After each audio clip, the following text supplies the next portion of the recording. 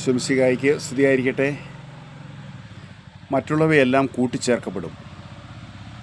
സ്നേഹമുള്ളവരെ, മത്തായി സുവിശേഷം 6-ാം അധ്യായത്തിൽ അതിൻ്റെ 33-ാം വചനം പറയുന്നത്,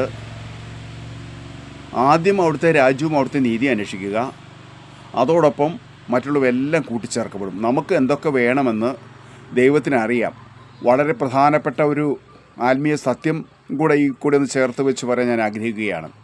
നമ്മൾ പ്രാർത്ഥിക്കുന്നത് കൊണ്ട് മാത്രമല്ല ഒരു ദൈവാനുഗ്രഹം നമുക്ക് ലഭിക്കുന്നത്. നമ്മുടെ കാഴ്ചപ്പാടിലുള്ള ഒരു ദൈവാനുഗ്രഹം നമുക്ക് ലഭിക്കുന്നത്, പ്രാർത്ഥനയ്ക്ക് ഉത്തരം കിട്ടുന്നത് നമ്മൾ പ്രാർത്ഥിച്ചുകൊണ്ട് മാത്രമല്ല, നമ്മളുടെ ഹൃദയങ്ങൾ പരിശോധിക്കുന്നതിന് മുമ്പിൽ ദൈവത്തിന് അറിയാം നമുക്ക് എന്തൊക്കെ ആവശ്യമുണ്ടെന്നും.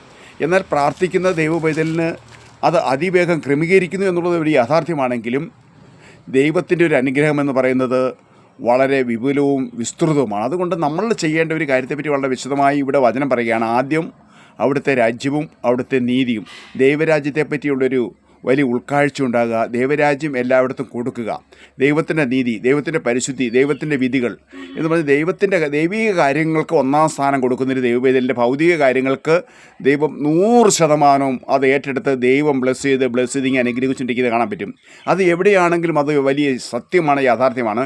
ആത്മീയ കാര്യങ്ങൾക്ക്, ദൈവിക കാര്യങ്ങൾക്ക്, ദൈവ ശുശ്രൂഷകൾക്ക്, ദൈവവചനത്തിന്, അവിടുത്തെ കൽപ്പനകൾക്ക്, പ്രമാണങ്ങൾക്ക്, അവിടുത്തെ സംവിധാനങ്ങൾക്ക്, അവിടുത്തെ സഞ്ചാര വഴികൾക്ക്, അവിടുത്തെ ഒരു നിയമത്തോട് ചേർന്ന് നിൽക്കുന്നവർക്ക് അവരുടെ ഭൗതിക കാര്യങ്ങൾ ദൈവം ഏറ്റെടുത്ത് അനുഗ്രഹിക്കുന്നതായി കാണാം. അതുകൊണ്ട് നമുക്ക് മത്തായി സുവിശേഷം 6-ാം അധ്യായം അതിൻ്റെ 33-ാം വചനം നമ്മുടെ ജീവിതത്തിൻ്റെ സമസ്ത മേഖലയും മാംസം ധരിക്കാൻ വേണ്ടി പ്രാർത്ഥിക്കാം. Praise the Lord. Amen. Hallelujah.